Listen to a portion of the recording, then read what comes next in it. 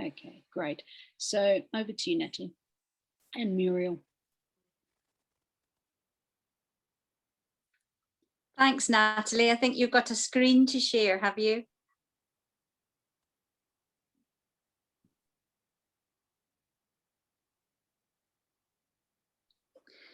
Well, good afternoon, one and all, and it's great to be joined by so many people this afternoon interested in the work of Place for Hope and the greater work of living as peacemakers.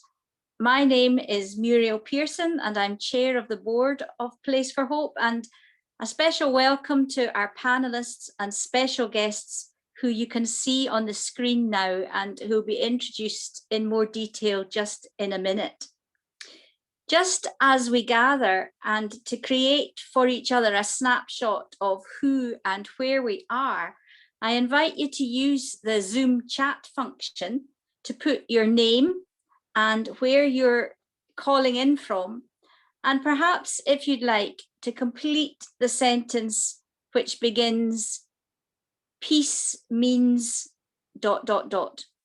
And you might choose to answer that in a very concrete, time-specific way, or you might choose to be much more philosophical or theological. But if you would like just to say who you are, where you are, and what peace means for you, that then creates a kind of tapestry of welcome for everybody.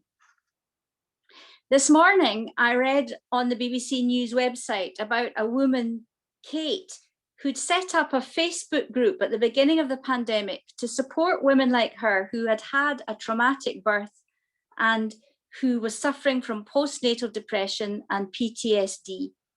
The idea was to create a safe space where people could share their less than perfect parenting and not be judged. Increasingly in recent weeks, however, Kate has felt the site has become toxic. People are angry and rude, and there are all sorts of personal attacks. Kate is an example of someone who wants to create community and do a good thing for her neighbours. To some extent, all of us have a form of PTSD, and the pandemic isn't over yet. But do we have the resources to notice and find creative potential in the conflicts, both in our personal and community lives? That's long been Place for Hope's goal. A visionary strategic direction document was produced by the board and staff with Ruth Harvey as CEO. And last year, under pandemic conditions and via Zoom interview, we appointed Carolyn Merry. And I'm delighted to say that though none of us have ever met in 3D yet, we have quickly formed a bond, and she has quickly helped us to pull together and flesh out a detailed strategic plan, which is to be launched today. So I'm delighted to hand over to Carolyn to open proceedings by introducing our guest panel.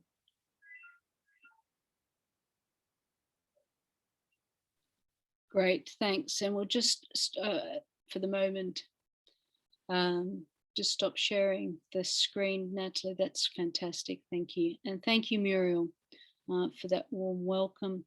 We're really excited to have everybody with us today at this milestone for us at Place for Hope. We live in extraordinary times, and for those of us who see the world through the arc of history, we live in increasingly dangerous times. The COVID pandemic did not wreak havoc in a vacuum. It played out, as all pandemics do, in the fault lines that already exist in society, affecting the most vulnerable and exacerbating the fears and divisions that have lain long beneath the surface. But it also did something else.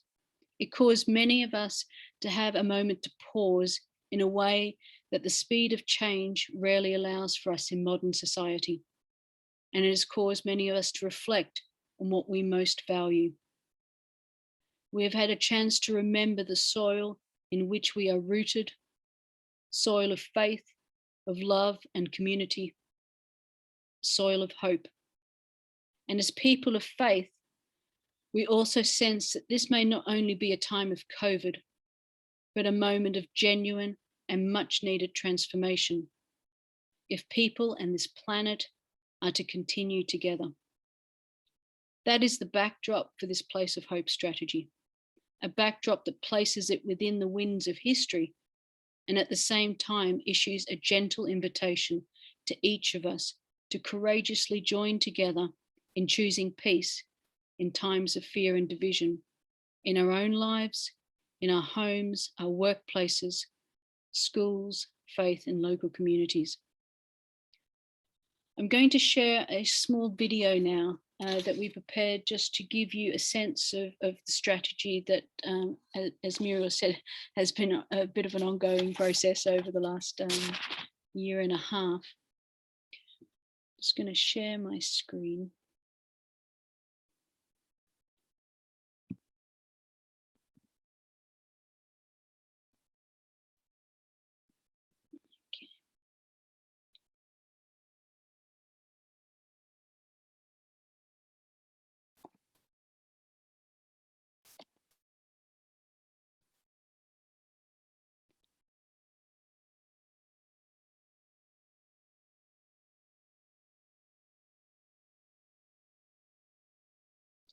Place for Hope is a charity that is rooted in Scotland, but which works with a range of partners across the UK and beyond.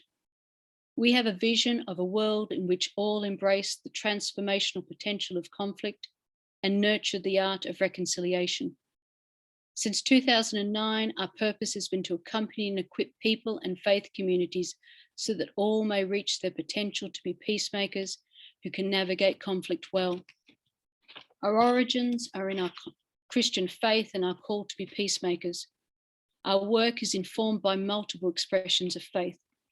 We understand that faith communities sometimes struggle to find helpful ways to respond to change, to tension and difference, and may need support to be those places of hope they desire to be, in noticing brokenness and division, in nurturing relationships and community, in navigating well conflict and doing so with graciousness, and being able to nourish wholeness within themselves and their communities. And indeed, that's for us the essence of peace, not the absence of tension and violence, but rather the presence of wholeness and unity where everybody can flourish. We live in a world that constantly changes and is facing huge issues, whether that be climate change, political trends across the world toward populism and fascism, increasing rates of mental health issues, especially amongst the young. And once again, violence is on the increase across the world and divisiveness is everywhere. Place for Hope doesn't want us to be overwhelmed in seeking solutions to these issues, but rather to see ourselves as individuals with the ability to be transformational peacemakers in our own lives and communities. As Muriel said, this strategy started in 2019 under Ruth Harvey, and it has always been grounded in the context of our faith communities and our world in which we live. But over the course of the pandemic, we saw the fault lines of the world and our own societies highlighted and exacerbated. That has influenced the strategy. It is indeed a COVID baby in many ways. And so between this today and 2025, we have three key strategic objectives. The first is to continue to provide outstanding mediation and training services. The second is to be a leader in faith-based conflict transformation and reconciliation. And the third is to embed a culture of peace and reconciliation in our faith and wider communities. Now, at the core of Place for Hope has always been this focus on providing mediation and training. Our practitioners who are skilled in navigating conflict can help individuals and multi-party groups deal with conflict through mediation, facilitated conversations and coaching. We have packages to support communities to be reconciling communities, and we want to do that more. Our intention is to grow our community of practitioners, not only geographically across the UK, but also in terms of diversity of faiths and denominations and ethnicity. We will continue to provide set and tailored training, and in doing so, hope to train over 3,000 people over the next 5 years in conflict transformation. We also want to develop new set training programs, including ones on non-violence and youth peacemaking. And to do that, we need to grow our bank of qualified and superior, exciting facilitators and trainers. As leaders in faith-based peace and reconciliation, we will work with partners, including particular ones in the Reconcilers Together network, some of whom are with us today. And importantly, we want to increase our voice, not for the sake of Place for Hope, but to be a voice of peace and reconciliation amidst some of the biggest questions of our time, whether it's around anti-racism, climate change, or so forth, and also have the integrity to take that journey further internally. We want to increase our partnerships with different denominations and with different faiths. And we will intend to have online forums every 6 months on those difficult topics that we find challenging. We want to embed that culture of peace and reconciliation more widely, and critically to that is developing and supporting a youth peacemakers network. We also want to grow our community of people committed to peace and reconciliation and provide opportunities for them to get more involved and to be able to hold community dialogues around the countries. We want to provide modules for professional training courses on conflict transformation. We're also running a pilot project with the Methodist Church at the moment, which we hope will be successful over this 5-year period and be able to be rolled out across the connection. And finally, we want to institute a new annual peace pilgrimage to enable people of all abilities interested in peace to get involved online and in person. It has been said that the pandemic has been a time of upheaval and chaos, but it is also a time of choice in what we want to do going forward. Like our faith, peace requires us to be lived out and shared, spreading out like seeds in the world. We invite you to join us on this journey over the next 5 years, in daily choosing peace, in the way we approach change and conflict, in the way we hold difficult conversations, and how we heal divides. The more people who are choosing peace and being people of peace means it can truly be a time of genuine transformation for ourselves, for our communities, and for our planet. Thank you.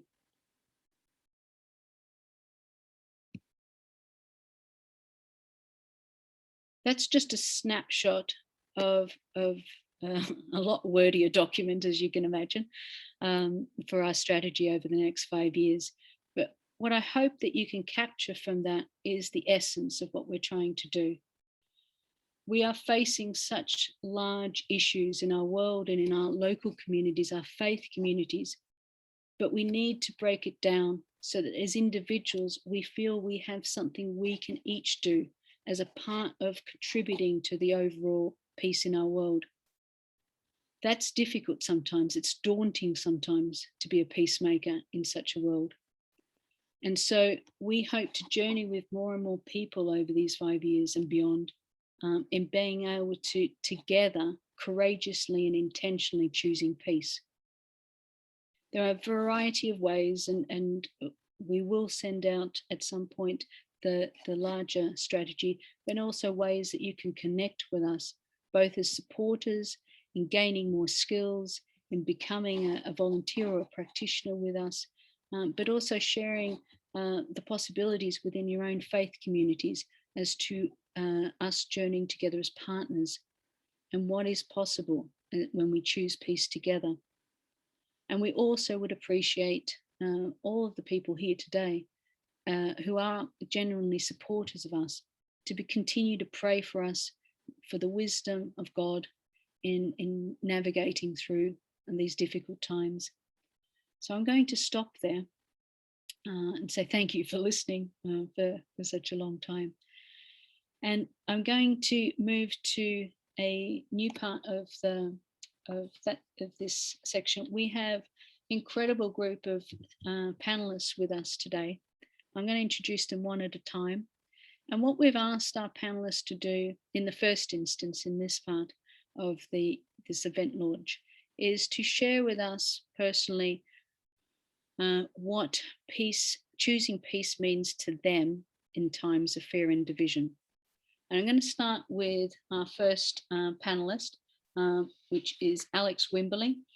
Alex is the leader of the Corrymeela Community. He's a preacher and a historian. He studies reconciliation and manages to do so to be divisive in Christian communities. A fourth generation Presbyterian minister from the States, Alex draws hope from the epiphany his mother experienced during a particular dreadful sermon. If a Christian church can survive 2,000 years of this, and I'll let you put in your own expletive, then there must be something to it. Thank you so much for being with us today, Alex. You are a partner of Place for Hope within the Reconcilers Together network and a good friend of ours, and we really appreciate you being with us. Over to you. Well, thank you, Caroline, and thank you, Natalie and Muriel, for your invitation. And may I just start by saying congratulations on the work that you've done in producing that strategy and presenting it to us in such a clear way. And as someone who has been working on a strategy for what seems like forever, I know how good it must feel to be able to share that and to be able to move now on to actually living that out. And I do appreciate the invitation to kind of consider what it means to choose peace in times of fear and division. Though, of course, what struck me with that question was, when are we not in times of fear or division? And obviously, we're in a time of acute awareness of the divisions in our world and more aware, perhaps, of the fears that we all have as human beings. A pandemic, meaning all peoples, has really brought not only that sense of what we hold in common, but also what we all fear in common. But also, as you have pointed out, how something like this has simply exposed those fault lines and the divisions that make the vulnerable all the more susceptible to the brokenness of this world. But as I was reflecting on this idea of choosing peace in times of fear and division, I found myself thinking again, when are we not in that? And indeed, those very difficult words for us, I lead an ecumenical Christian community, and the words of Jesus saying, I did not come to bring peace but division, but also the words, fear not, and I am with you until the end of the age. I'm with you always. So to me, this idea then centers around the idea of what it means to choose peace with the realities that fear and having to face our fears, deal with our fears, but also to live in a world where there is division, and perhaps with the clarification that not all division is bad, that harmful division is something that we want to transform and overcome. Perhaps choosing peace has to do with coming to terms with the divisions that are all around us, the divisions that require those of us who are called to the ministry of reconciliation to actually put our energies towards. I was struck by the chats that we're going through because they did reinforce what I wanted to talk about, which is that so many folks were saying what peace is. We're talking about wholeness. We're talking about this idea of shalom. We're talking about people living together well. And for us at Corrymeela, this idea of choosing peace in times of fear and division has to do with becoming part of that wholeness, becoming part of a new creation, allowing what has been to die so that something new and better can resurrect in forms of justice and respect and dignity. Corrymeela, which sits here on the north coast of Ireland and has been working for more than 55 years on welcoming people into courageous conversations where we can deepen our respect for one another and work towards a more cohesive society, has made a lot of mistakes in the past in trying to impose peace or bring solutions. But probably the greatest thing that we've ever been able to do is to learn for ourselves that trying to bring a solution, to build peace upon others, to impose our solution with those with whom we are in conflict or have a disagreement only pushes people away. And that the work of actually just getting into better relationships with other people is what allows for whatever solution to arise to come naturally, to be able to co-create a solution that works for everyone. And so as we're moving forward into this idea of choosing peace, I am aware of some really startling statistics in Northern Ireland that we're beginning to take into account, which is that only 2% of people in Northern Ireland trust the UK government, which I think 2% in Northern Ireland work for the UK government. So it's difficult to think that many people are left to sway. More troubling, perhaps, even is that 74% of people in Northern Ireland would say that their voice does not matter and is not valued in this society. And so when I'm thinking about how we overcome the fears and divisions in a society where there is so little trust, I believe that choosing peace means restoring trust by being a trustworthy person and being part of a trustworthy community. And just to link this back then, and I'll close, the idea, I think, that when we think about fear, division, and what it means for peace to be wholeness, we are not talking about a calming, resting, reassuring work. We are talking about ourselves being transformed so that we can be a new person, a new form, and part of a new society. That to choose peace is to choose to let the process of being changed by other people to take place.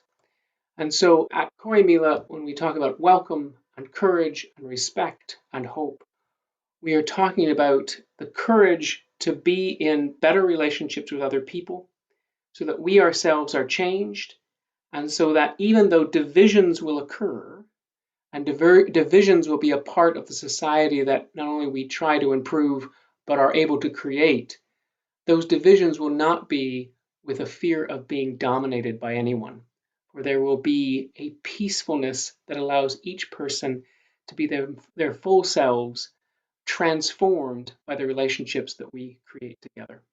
So, Carolyn, thank you very much for the invitation and for the opportunity to talk about choosing peace in times of fear and division. Thank you. Thank you so much, Alex, for that contribution. And I almost just want to take time to sort of let that sink in a little bit, but time is not our friend today. But so thank you for that. I'm going to move now to our next panelist, which is Angus Mathieson. Angus is also a great friend of Place for Hope. He's a Church of Scotland minister and lives in Edinburgh. After 9 years in a priority area parish in Ayr, he moved to work at Church of Scotland offices in Edinburgh, which he tells me is quite a few years ago now, although he's not been in the offices much lately. He moves to a new role in July after having coordinated the work of interim ministry for the Church of Scotland in Faith Nurture, and will be overseeing and working with others in implementation of the presbytery mission planning process of the Church of Scotland. He's a member of the Iona Community, a season ticket holder at Easter Road, and longs to be back watching games from his seat in the I can only understand from an Australian's point of view, but for the famous 5 stand, apparently. I will now hand over to Angus Mathieson. Thank you so much for being with us today, Angus. Thank you for that introduction, Carolyn, and it's a privilege to be part of this gathering today. The culmination of a long journey from a conference back in 2008. Choosing peace in times of fear and division. I just strong feeling echoes of what Alex Wimberley was saying about when have we not been living in times of fear and division. You certainly picked up on that too in your opening remarks when you were commenting on how this particular time of pandemic has been what it has been and how it's exacerbated and made real divisions that already exist in our world and in the societies that we are part of. Choosing peace in times of fear and division, I was wrestling with what to say. You can be confident I'm not going to take up the full 5 minutes that have been allocated. But I was thinking about it, first of all, in the role that I hold within this institution that is the Church of Scotland. I remember a distinguished woman minister, Margaret Forrester, describing the Church of Scotland as Mother Hag the Church. And there are times when I love it dearly. It has birthed me. It's been part of me all my life. But there are times when it frustrates me intensely. And choosing peace in the fear and division that exists within the church has often been a challenge. But I strive to do that and be the old classic phrase from interim ministry, a non-anxious presence, building relationships, working hard at building those relationships, even when that is costly and when it sticks in my throat. Earlier this week, I had to take a phone call, and when I answered the call, the individual that was wanting to speak to me didn't give his name, but he was desperately keen to explore with me whether I knew that we were living in the end times that are talked about in the last book of the Bible in Revelation. And I had the best conversation that I could have had with him and did my best to do listening and reframing and all those things that we think are important as we try to be peacemakers in all of our lives, particularly in times of fear and division. So for the church, how am I a peacemaker? What does it mean to choose peace? It means to try and be relational. It means to listen. It means to be available, to communicate. And recognizing too that that is not easy. I liked what Alex was saying about difference being something that often we try to play down, but differences are part of the reality that we live in as well. And choosing peace in times of fear and division is about doing that and recognizing that we do so in a gendered world. There are a whole series of questions and issues about what it means to be a peacemaker in a world where one gender seems to be favoured.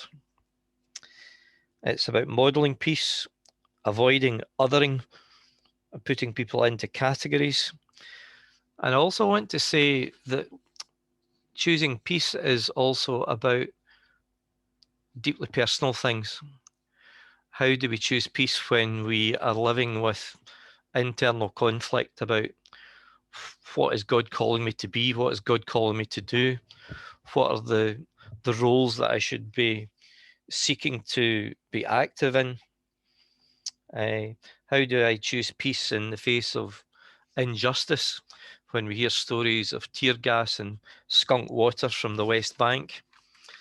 But also choosing peace is a lifelong journey. It's not something that we get a sense that we've arrived at. We may get through these times of the pandemic and emerge out the other side into what's almost a cliche now of the new normal, but it's a long journey. And I remember hearing stories about cruise missiles arriving in Greenham Common almost 40 years ago, my own personal journey through membership of Campaign Against the Arms Trade, Christian CND, Greenpeace and Amnesty. And coming to the point that I'm at now and choosing peace in these challenging times for the Church of Scotland and challenging times for us all as individuals as we come through the pandemic, and recognising that we still have lessons to learn as we seek to be peacemakers, as we seek to live with difference, to value that, and to help others to value that, and to value each other, even when people seem to be at their wits' end and don't feel that they have any agency, but recognising that we all have a common humanity. I think that suffices for just now. Thank you. That's brilliant. Thank you so much, Angus. Really appreciate those words. We're also fortunate enough today, although Ruth Harvey wasn't able to be with us in person, Ruth has sent through a video with her thoughts about what choosing peace in times of fear and division means to her. For those of, I'm sure Ruth is much more well known than I am, but for those who don't know, Ruth was the director of Place for Hope until last year.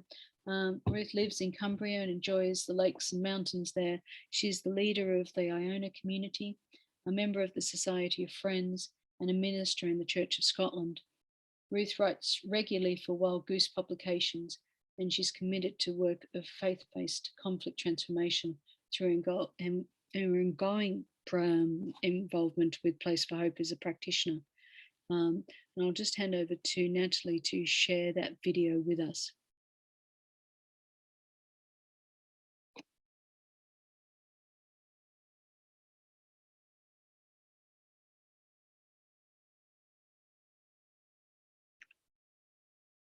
Might just pause it for a moment because we don't have any video there. I think you need to turn your mute off, Natalie.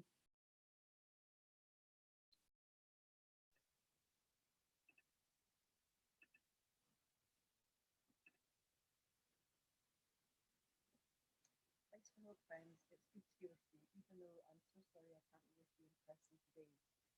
I do hear the news of Episcopal rippling through the community, the faith communities, to the church. Bear with us, everyone.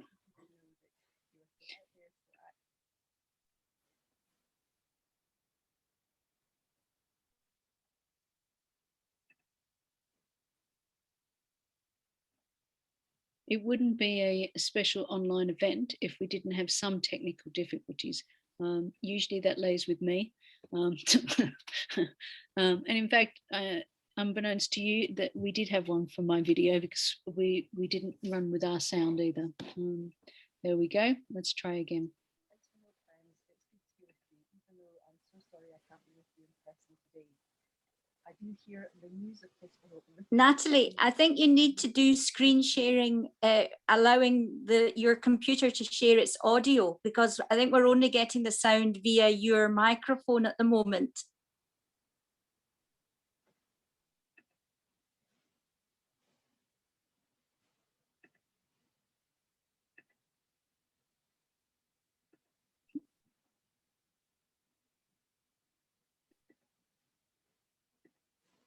It's well worth waiting for, I'm sure. What if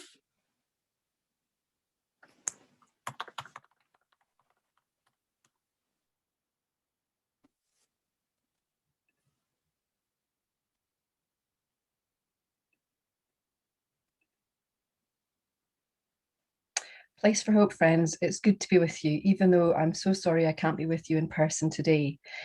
I do hear the news of Place for Hope rippling through the community, the faith communities, through the churches, and it's just so good to know that you are still out there, still active, and still bringing peace, leading peace, choosing peace in these times of fear and division. Anyone who knows me knows that along with a really lovely bit of stationery and a fantastically beautiful spreadsheet, there is nothing I like more than a good strategy. I think even by giving yourselves a strategy and leading through strategy, you're giving a gift to the wider church, which also desperately needs strategic thinkers today as we all navigate these weird and remarkable times together.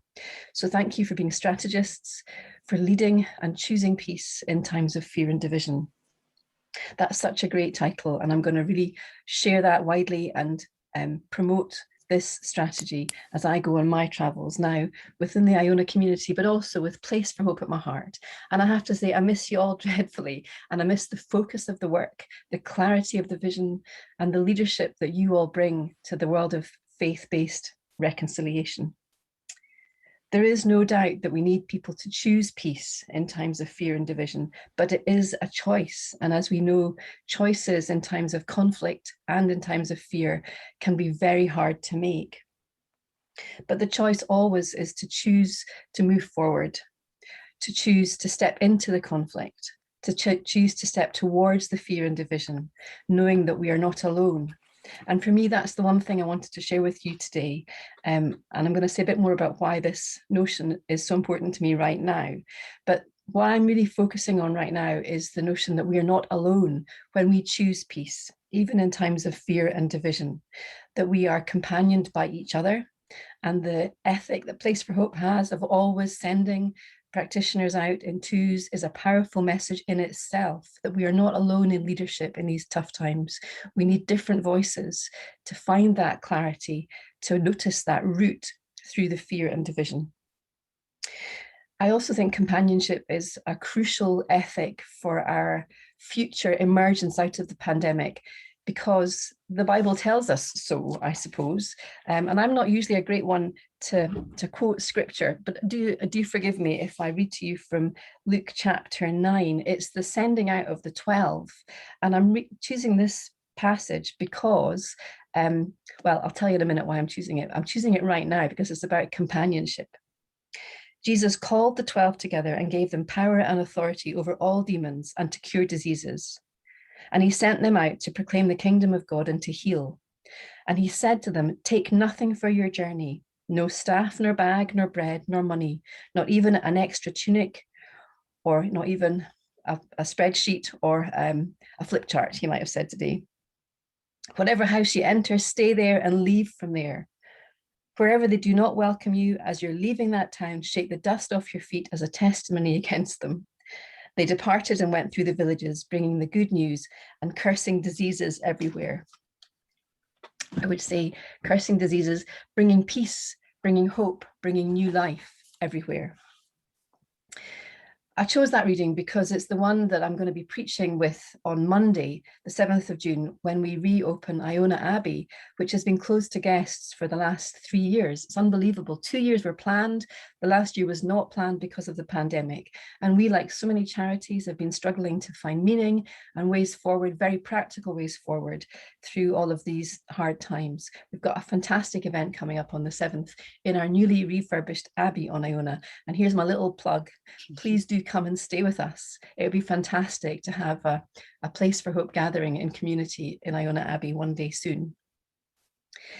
But we chose that reading for the service because much as we love our newly refurbished building, and much as we also love our strategic vision, which we're also launching at our AGM, it's actually the friendships, the relationships, the companionships that help us to choose peace in times of fear and division. And these can be informal friendships and partnerships like the ones that we all have in our communities, slightly more formal ones like the ones we have through our Place for Hope co-practitioner model, where we get to know the nuances of each other's abilities and skills in such a way that we can work seamlessly together. These can also be partnerships and companionships that are deeply strategic, that we choose deeply and consciously and intentionally in order to bring deeper peace and reconciliation to the world. In the world that I'm immersed in now, the Iona Community, we have 7 common concern networks, and each of them, while drawing on a concern that members of the community have for poverty or environment or LGBTQ+ concerns, all are deeply embedded in the notion that only in and through partnerships can we bring about the radical transformation of society that we all yearn for. So, for example, our Environment Common Concern Network is working really hard towards COP26 with the Teze community and with the Glasgow Churches Network and with the Interfaith Network, all heading towards events and worship events and workshops around COP26. We know that we're always greater than the sum of our parts when we work in partnership with others. Our Poverty and Economic Justice Common Concern Network brings together expert members in our community looking at those issues, and also relies on partnerships with, for example, the Poverty Truth Commission and Faith and Community Scotland and the Priority Areas team of the Church of Scotland. And one thing that we're really excited about is that through that partnership, we're able to bring to Iona some of the first guests that are coming are folks under our Unlocked programme who've been severely locked in and locked down in poverty during the pandemic. But the choices we make around our Common Concern Network around peace and reconciliation are the ones I wanted to bring today. I'm so glad that Corrymeela is here. We are delighted to work alongside Alex and Tim and the whole team at Corrymeela in this pursuit, not just of peace and reconciliation, but the transformation of the whole of society for the good of all. So in our Peace and Reconciliation Common Concern Network, we do work in close companionship with the Spirituality of Conflict network, with the Fellowship of Reconciliation, and I would love to see us working much more closely with Place for Hope.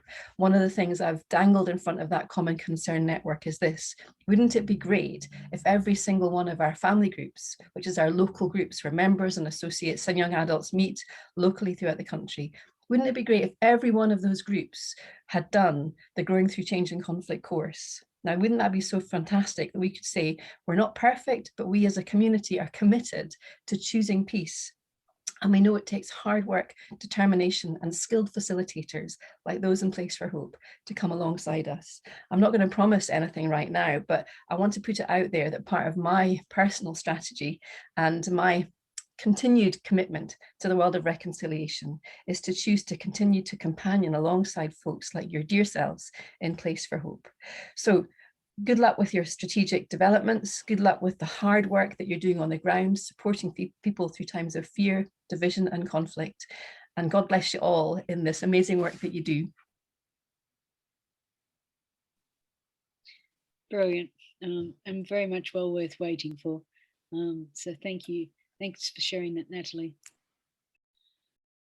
Okay, we're going to move next to Marian Pallister.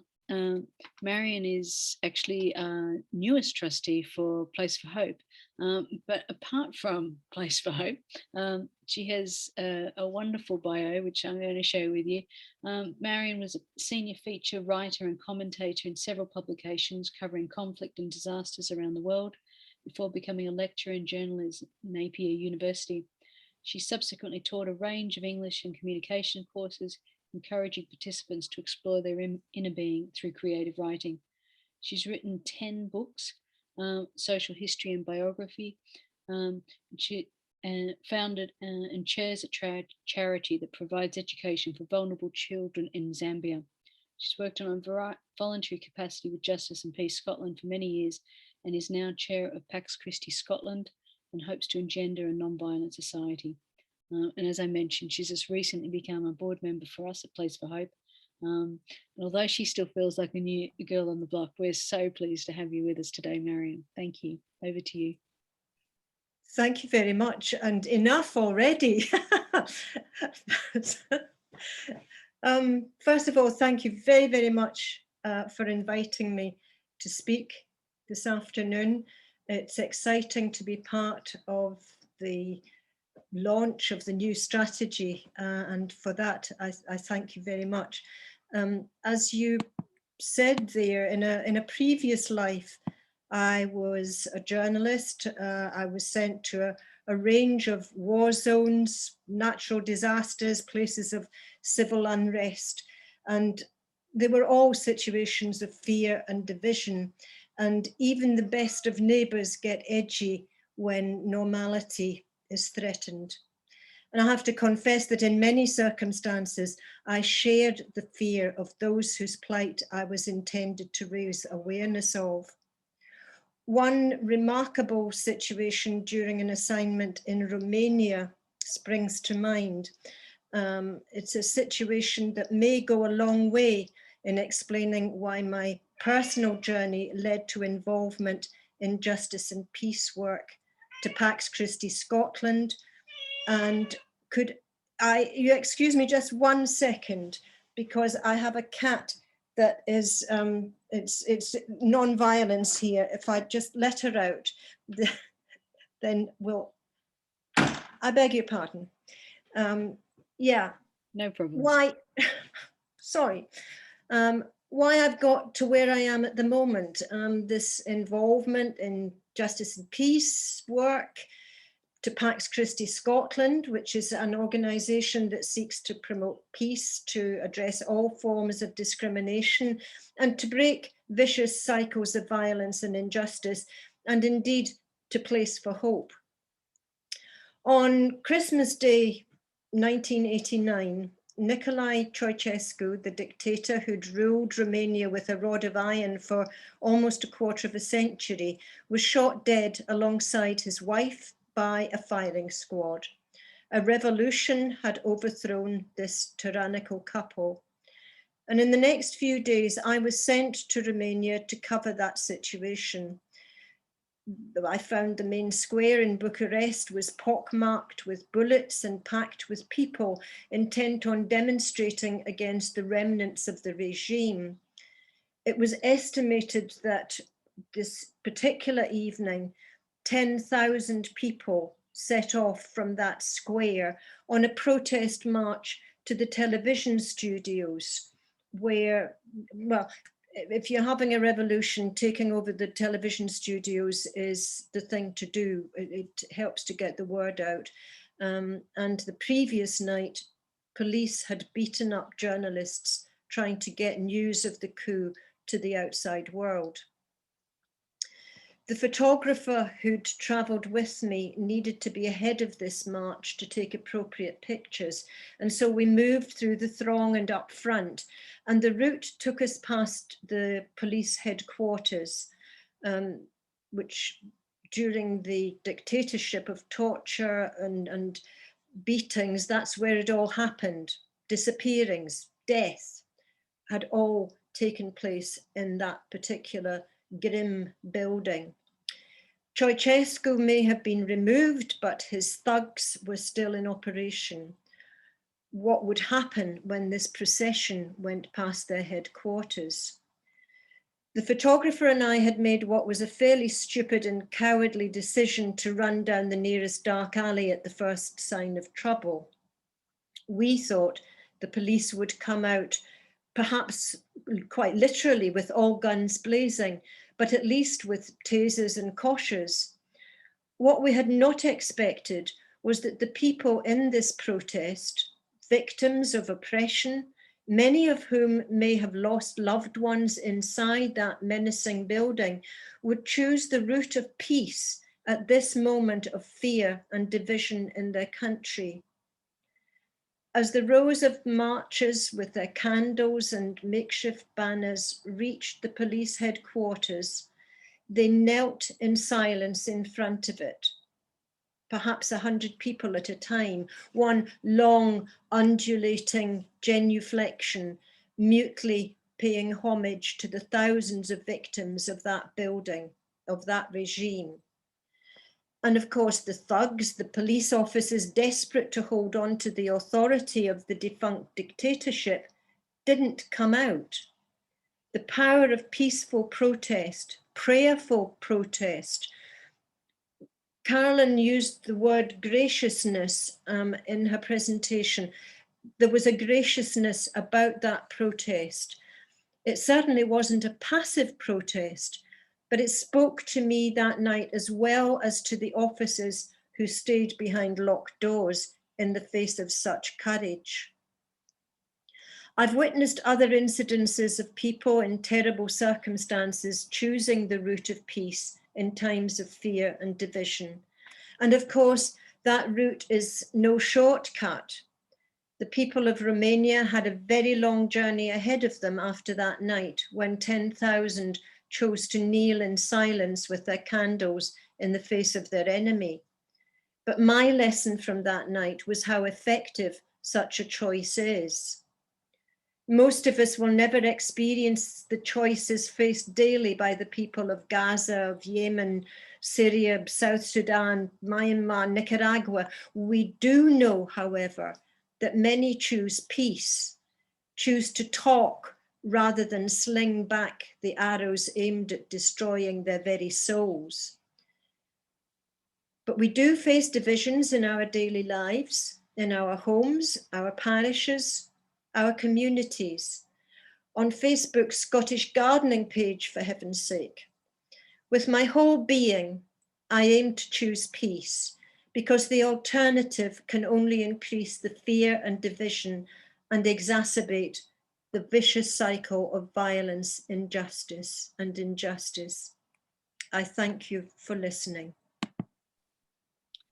Thank you so much, Marian. It's an amazing example that a life example that you've experienced, that brings home to us what choosing peace can do, but also in our own individual lives. So thank you so much. And we're going to move now to our final panelist for this section, who is Fiona Buchanan.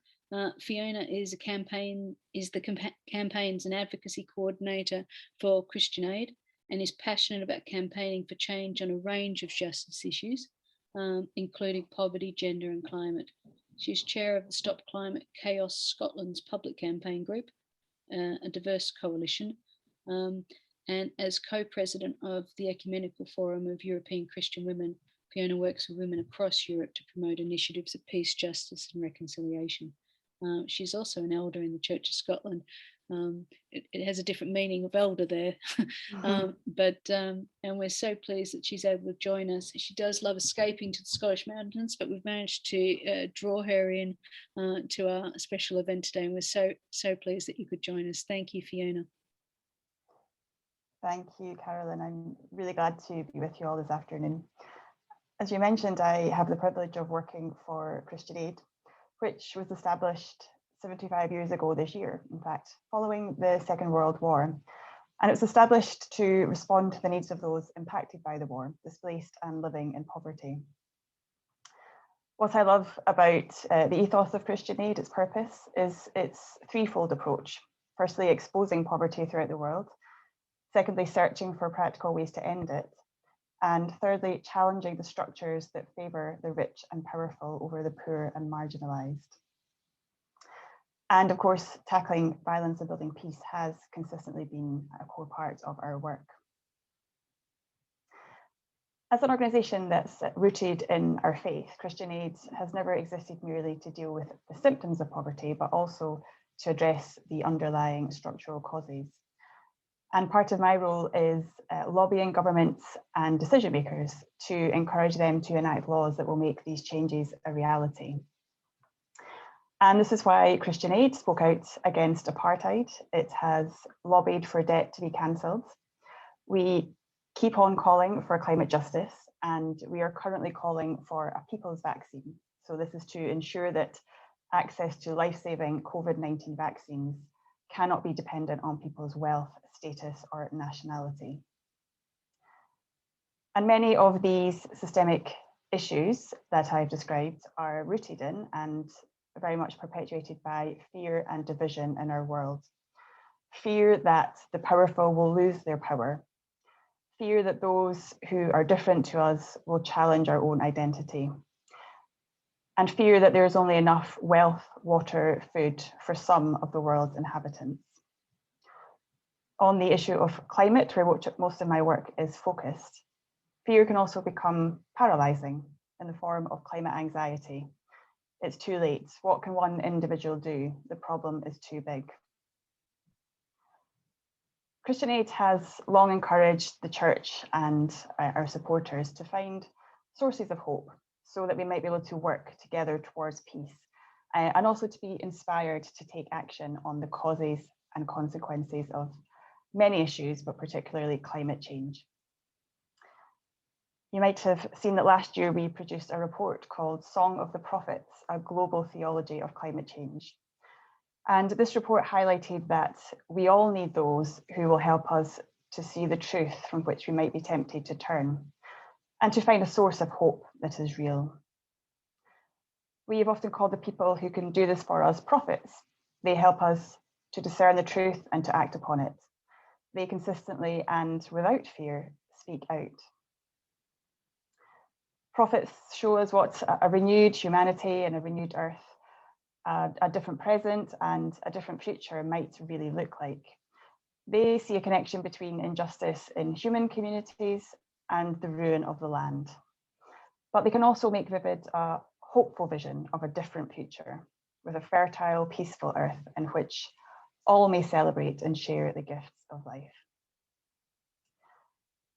For me, those who show us the reality of climate change right now are in this tradition of the prophets, whether it's young people, school strikers, voices from the global south, women and girls who bear the brunt of the climate crisis. And when they speak of uncomfortable realities, we sometimes prefer to ignore them. They are often dismissed as prophets of doom, instead of being listened to as those bearing a vision of peace and a renewed world. Their ethical challenge is sometimes derided as guilt-making, which means that the real attractiveness of their hope lies unexplored. And sometimes in our denial or despair, we don't listen well to the prophets or catch onto their imaginative vision. But for me, it is precisely these voices that we need to hear, both in the churches, but also in the wider world. Prophetic voices, whether from the scriptures, from climate science, or from people living in poverty today, sing a powerful song. And we must set aside our fear and listen.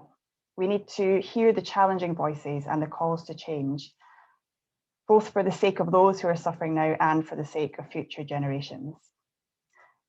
But we also need to together imagine a redeemed and restored world, a world marked by peace, justice, and hope. For such a vision will overcome our fears and give us strength to change. I know that it can take courage to listen to voices that challenge us or go against our immediate and pressing self-interest. But if we shut down in the face of this challenge, we also shut down the possibility of receiving the gift of hope for a renewed earth and the peace that it entails. And it is this gift that we need above all, a gift that I believe faith can offer in humility to the world. Thank you. Thank you so much, Fiona.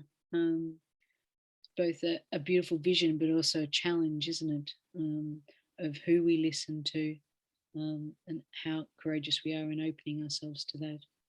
Thank you very much. I'm very pleased now to just hand over to Muriel. We finished this part with our panelists, and they'll be joining us again for a Q&A in a little while. But just for now, we have something a little special to listen to, but I'll get Muriel to introduce it. Thank you, Carolyn. During lockdown, musicians in particular had a hard time, and possibly like me, you used music a lot to kind of get through. And one of the musicians who really spoke to me was Marian Pallister, who is a Scottish folk singer. And I heard her on Radio 3 introducing a song that she'd written for her Pax Head community where she lives. And she's recorded a version of that for us today. I've not had a chance to listen to what she says, so I don't know if she tells the story of the song, but because we're pressed for time, I'm just going to let the song speak for itself. If Natalie would share the screen. This is Marian Pallister singing The Path That Lies Before Us. Hello, my name's Marian Pallister and I'm sending a wee wave up to Glasgow today on the launch of your strategy for Place for Hope. I'm quite a long way from home today. I'm down close to Bath, making an album with an amazing group of musicians. But this is a song I'm going to share with you which is about my home village, which is called Pax Head in Midlothian. It's a village of about 1,000 people. And some really beautiful things have happened in my village over the past year. Not least the birth of a brand new local food project called Path Edible. At the peak of lockdown last year, some of my neighbours realised that one of the most difficult thing for people in the village was getting access to fresh food, especially for people who weren't mobile, didn't have their own cars, for older people in particular in the village. And so there's been the birth of a beautiful new project which began in our tiny wee park in the village. Once a week, some stalls would go out with fresh food that had been picked up from the market in Glasgow. And it's become so popular and so beloved in my village that it's now a weekly event at the village hall. And it's birthed not only local fruit and vegetable deliveries, but micro businesses have sprung up round about it. A baker who makes gorgeous bread and croissants, a woman who makes cheesecakes and desserts, people in the village who press apple juice and make jam. Anyway, it's a gorgeous, gorgeous thing, and every Thursday morning now at our village hall in Path Edible is like a little beacon in the kind of weekly calendar of our village. And a whole bunch of other plans are emerging from that too, including the possibility of a local cafe and a permanent local shop. One of the other things that happened during this past year is that, partly in response to this gorgeous community activity, a local couple, funded the making of 2 gorgeous new benches carved out of Edinburgh oak, and they are now in our wee park as a place for folks to sit. And I wrote a song, basically as a wee nod to the benches and also a kind of nod to my village, and it's called The Path That Winds Before Us. So I send it up the road to Glasgow today with all good wishes to you all. The path that winds before us is not for us to know. One step and then another is the only place we have to go. The path that winds before us is not for us to see. One breath and then another is all we need.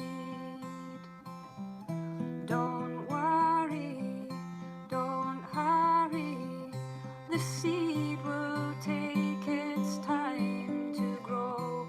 Don't worry, don't hurry, prepare the earth I'll sow. The path that winds before us is not for us to know. One step and then another is the only place we have to go. The path that winds before us is not for us to see.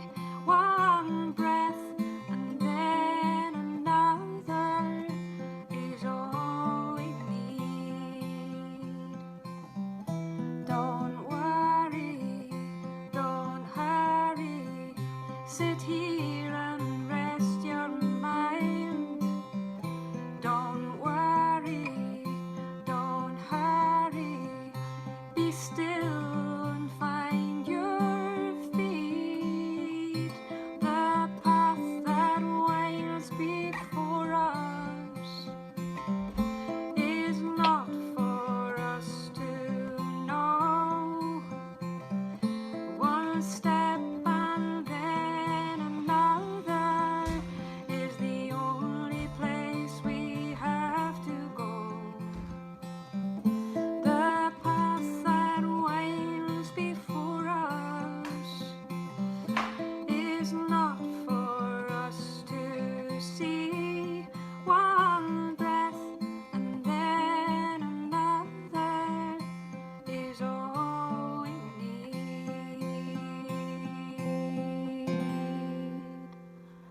Well wishes to you all.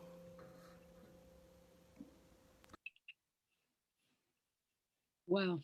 I feel very privileged that Corinne was willing to record that for us and dedicate to us for today.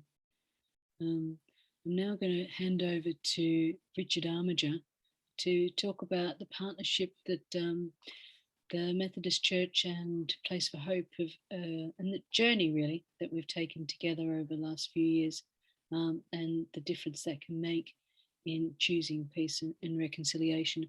Richard is the Director of Regional Learning and Development for the Methodist Church. He's also a trustee of Place for Hope. And he's been doing his work as director for the last 14 years. He's passionate for enabling people to flourish and achieve their full potential as God intends for all his people. He previously worked at the BBC and runs his own media and training company, Active Media Publishing. He's a trained trainer in conflict transformation and appreciative inquiry. I'm going to cut it short. And he has a number of qualifications, but he's married with 2 children and enjoys walking photography. And we're very, very privileged to have him here today. Thank you, Richard. Thank you, Carolyn. It's a delight to be here to share with you as we launch this strategy for Place for Hope. And so in the next few minutes, I just want to share something of that journey that Carolyn's described there initially. For the Methodist Church, I think the journey began before we even knew Place for Hope. It began back in Methodist Conference of 2013, when there was a memorial to the conference from one of our Methodist circuits, Basingstoke Circuit, just asking for whether there was a better way for us to engage with one another as faith communities, a way for us to engage so that we could navigate through conflict more effectively, so that we could minimize the risk of bullying and harassment happening in the life of the church. And I think in that one memorial, just the fact that there was an understanding and acceptance that those things happen within faith communities has been part of that start for the journey. So that led to a report coming to our Methodist Conference of 2015 entitled Positive Working Together, which offered a detailed set of guidelines for how, as faith communities, as part of the Methodist Church in Britain, we might aim to work more effectively with one another, more readily listening to one another, being open to one another, and enabling a greater sense of appreciation for one another as we share together. And I think within that report too, there was that sense that if as faith communities, we can model a way of living and working as community together, then there's something that offers a hope to our wider communities that each of those local church communities engage with. So leading on from that report, there were a number of resources that were asked for enabling and equipping those in leadership, in lay and ordained leadership, and more generally in the life of the church to be better equipped, recognizing that part of the challenge of navigating change, transition and conflict well is actually having the tools to enable that to happen.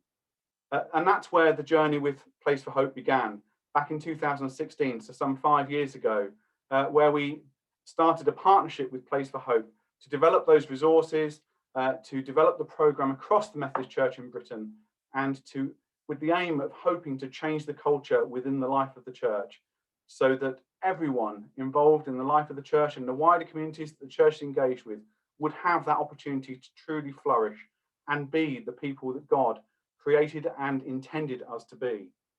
So that led to developing resources, one-day introductory resources, growing through changing conflict, a bullying and harassment specific resource, a resource around spirituality, scripture and conflict, and developing an approach where we trained a number of trainers to then deliver those modules across the life of the church, working really closely with Place for Hope as we develop that, with their lead trainer, with Abdul, and actually equipping people to then equip others.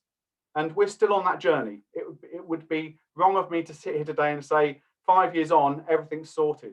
It simply isn't. There is still much more to do as we seek peace for the church and for the communities that we serve. Developing on from those initial training modules was a 6-day Faith in Changing Conflict course to offer a higher level of training. And that in turn has led to the pilot project that was mentioned right at the start of our time together, the Reconciliation and Mediation Team project, which we are working again closely with Place for Hope to deliver, with the project manager, with Katie, who's the project manager in Place for Hope, to working closely alongside myself and others across 3 of our learning network regions within the Methodist Church in Britain to equip a team of qualified, accredited mediation practitioners to be offered into situations of conflict and tension at the point they arise. So before they get to a point where things have escalated. Again, part of that challenge is to try and, I think, to navigate conflict well is to actually approach conflict effectively from the start. It's not to say that everything will be sorted and be wonderful, but actually, if we choose a positive approach to those situations of tension and conflict, then it's more likely that the outcome will be transformative in its nature. So we're right at the start of that 3-year pilot project. We are in the process of training our team of practitioners, and it's looking really positive at this point. But it's recognizing that this 5-year partnership, this 5-year sharing together with Place for Hope, is one that continues to grow and develop as we together encourage and equip and train and aim to change the culture in the life of the Methodist Church in Britain, so that peace is the first choice, so that all voices are able to speak and to be heard, so that together we might enable everyone to flourish. It's a very quick whistle-stop tour of what's been a 5-year partnership, but one that has been very fruitful so far. And I look forward to the fruitfulness as we develop the pilot project and continue our work on positive working together in partnership with Place for Hope. Brilliant. I love a whistle stop campaign, but also it gives people an idea of the sense of what a partnership with Place for Hope can do in terms of long-term change, as well as shorter-term support. So I'm going to then move into our Q&A now, and I'm going to spotlight will have Alex and Angus, Fiona, Marian and Richard. I will spotlight you, and we've got some questions. We've got about just under 15 minutes for the Q&A. So not everyone has to answer every question. You can select a little bit yourselves, but we'll just move to that now. Thanks, Natalie. I'm just going to spotlight people. Okay,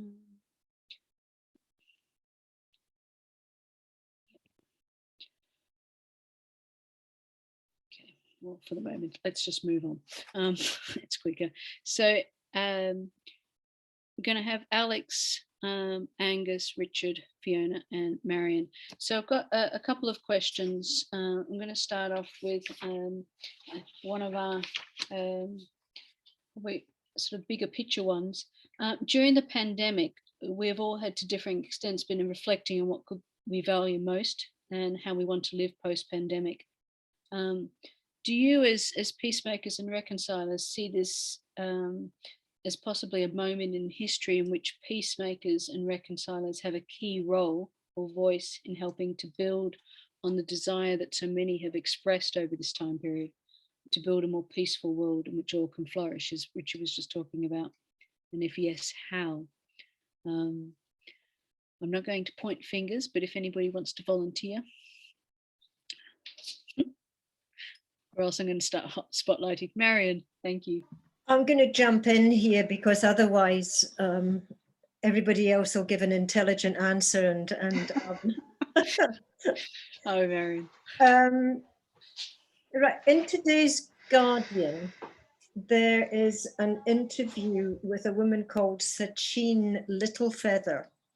And in 1973, she was given the task of collecting or not collecting an Academy Award for Marlon Brando.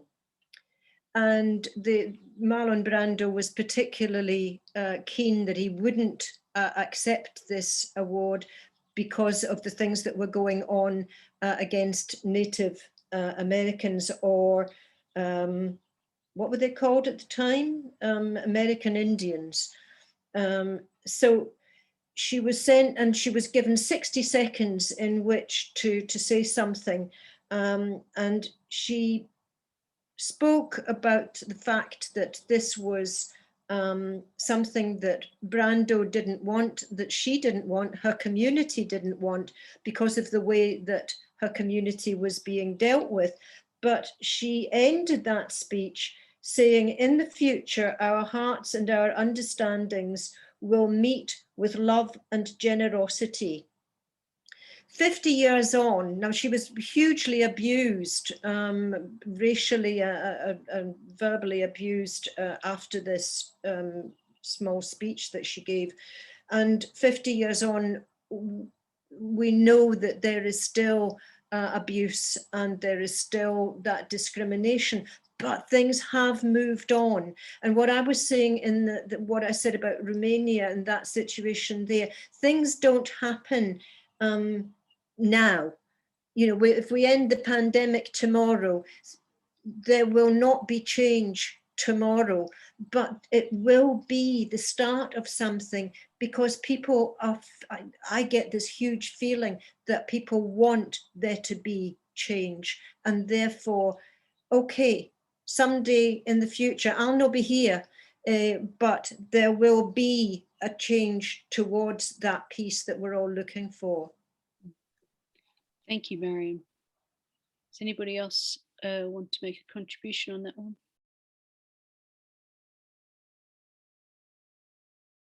Angus? The question is one of those that's a kind of, do you think it could be a moment in history? It's a kind of close question which invites yes or no. But and if so, how? That was the open one. I would take a punt that everyone in the panel would say, yes, this is a moment of potential when we can all do something. And I think one of the things that we can do is to recognise that all of us have been changed in some way as a result of the pandemic.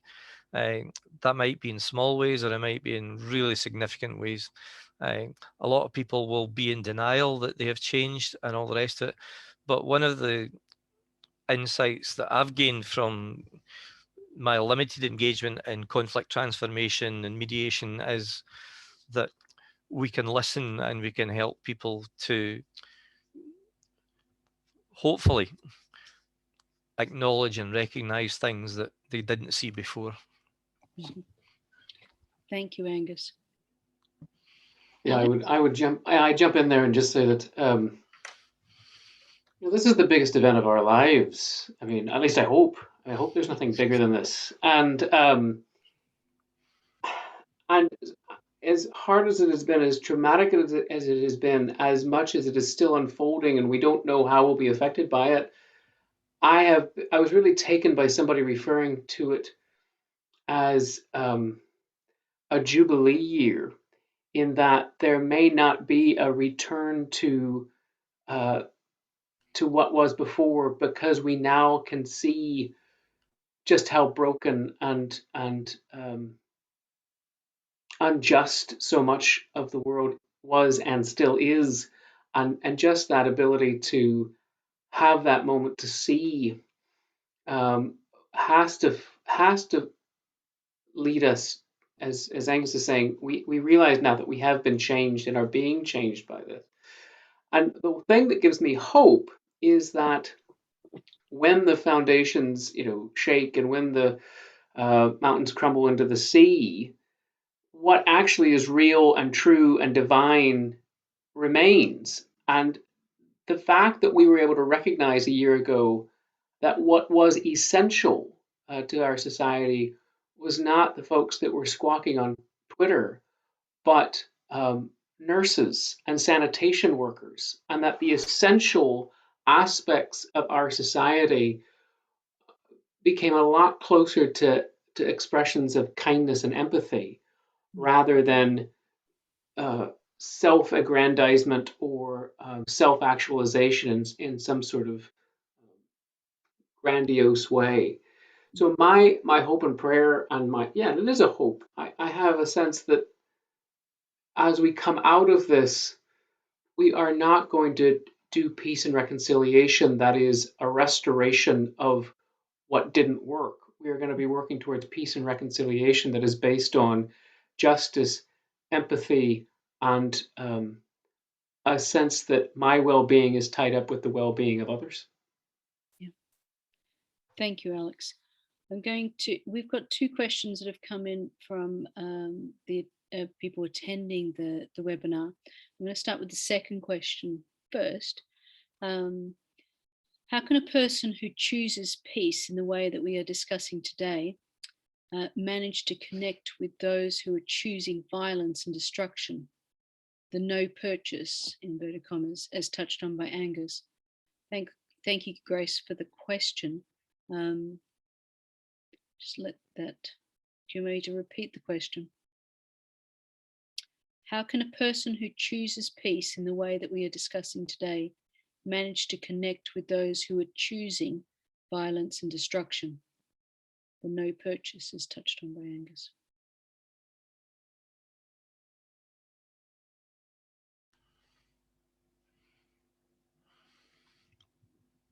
Angus?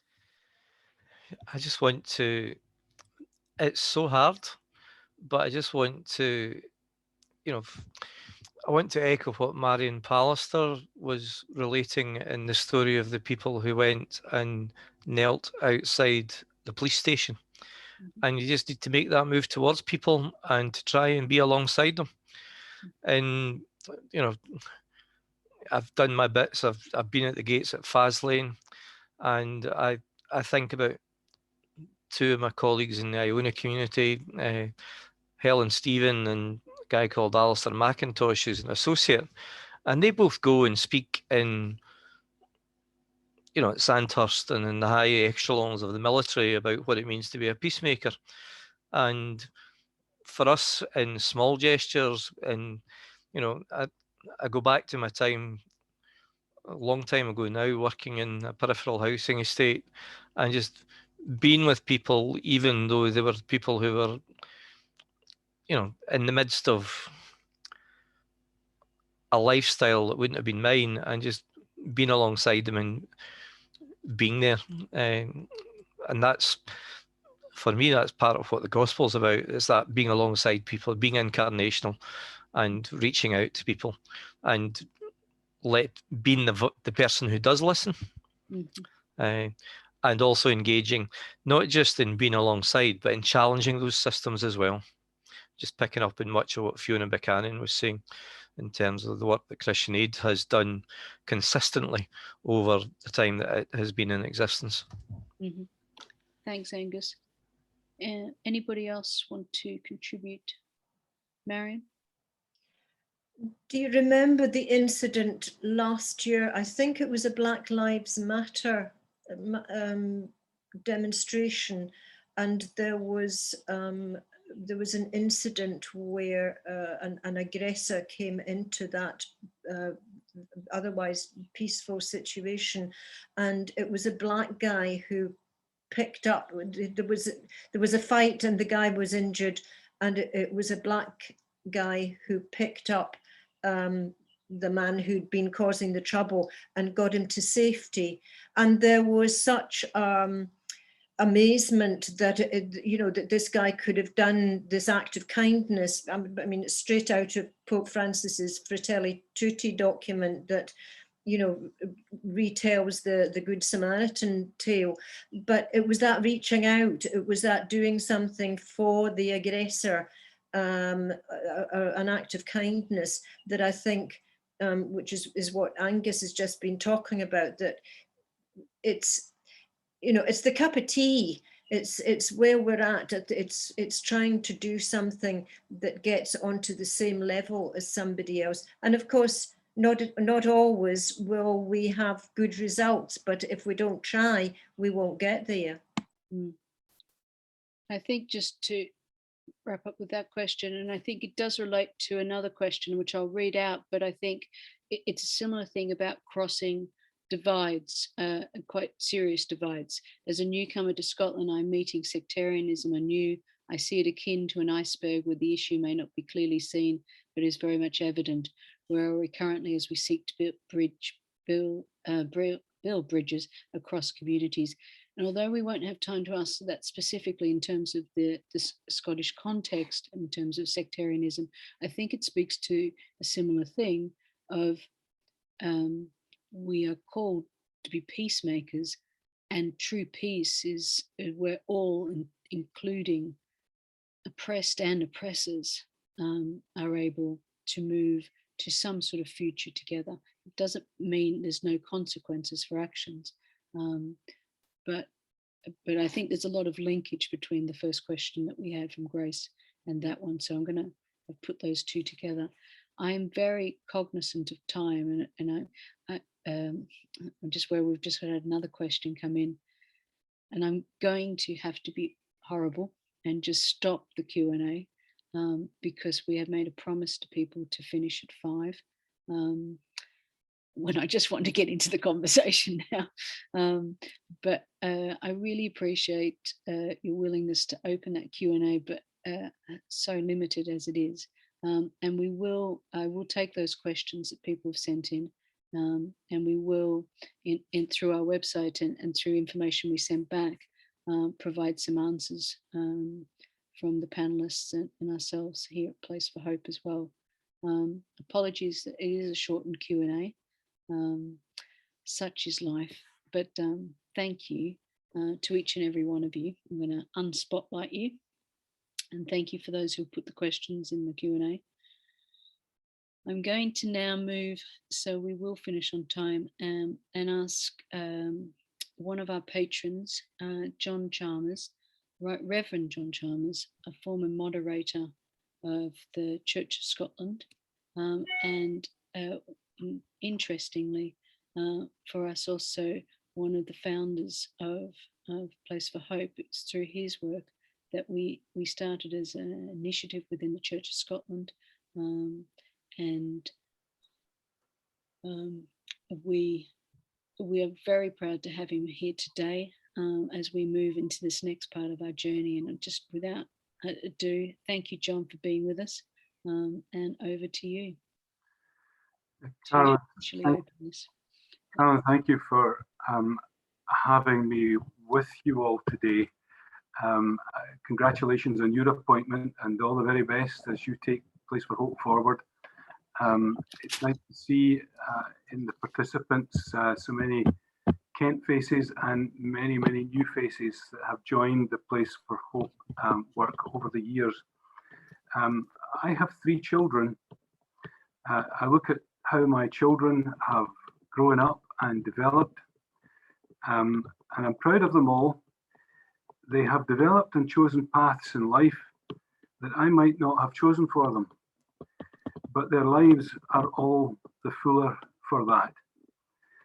And in some ways, I think of Place for Hope as one of the children that I helped to see into the world. It was born out of concern at the time that we had for the way in which faith communities, Christian communities, communities within the Church of Scotland so often descended into intractable conflict, and we wanted to find new ways in which we could mediate these conflicts and transform situations which had got stuck and were anything but a witness to the gospel or to the faith that people were meant to be proclaiming. And if I could compare a Place for Hope to my children, it has developed and grown, not so much in ways that I wouldn't have chosen, but in ways I'd never have thought of. And as I look at it now, I look at Place for Hope and think that it's all the better for that. It has become a more inclusive community. It has widened its scope. It has taken on the world of training, taking for people, practitioners forward in a way that they can make a difference in their own local communities and settings. And I just think it's remarkable how it has grown and developed. And I want to wish it well going on now into the future. Helping to heal divisions, helping to hold difficult conversations, choosing peace. So go in peace now and choose peace and make peace in times of fear and division, and all the very best to all of you. Thank you. Thank you, John, for officially launching our strategy. That's great. And for us, it's such a symmetry to have you there at the beginning, and they're at the beginning of this next step of the journey. Thank you so much. And we're going to close now with a closing comment and prayer from Bishop Andrew. Bishop Andrew is a good friend and partner of Place for Hope. And in fact, I was only in a meeting with him this morning. He is the bishop of Brechin in the Scottish Episcopal Church. and has been so since August 2018. I will just hand straight over to you, Bishop Andrew, and just say thank you and close this session. Thank you. So thank you. I've very little to say, and I'm conscious of time, but that's been such a rich hour and a half time, and so much of value, so much that's been shared, such wonderful people gathered together. So thank you so much for organizing this and launching this strategy. I'm just going to pray and ask for God to bless everyone involved in this work. So we pray. We pray for choosing peace, for the grace to live with division. We pray for partners in the pilgrimage of reconciliation, for hope in the face of climate disaster, for courage and wisdom in times and places of fear and division. We pray for peace and a Celtic blessing. Deep peace of the running waves to you, deep peace of the flowing air to you, deep peace of the quiet earth to you, deep peace of the shining stars to you, deep peace of the gentle night to you, moon and stars pour their healing light on you, deep peace of Christ the light of the world to you, deep peace of Christ to you, and the blessing of God, Creator, Redeemer, and Sustainer, be with all of us and those who we pray for, now and always. Amen. Amen. Thank you so much, and thank you to everyone for participating and attending today. It's been wonderful, and we will be getting back to people who have put questions in and we haven't had a chance to answer them. And thank you and good night to all the attendees. I'm just going to turn off recording.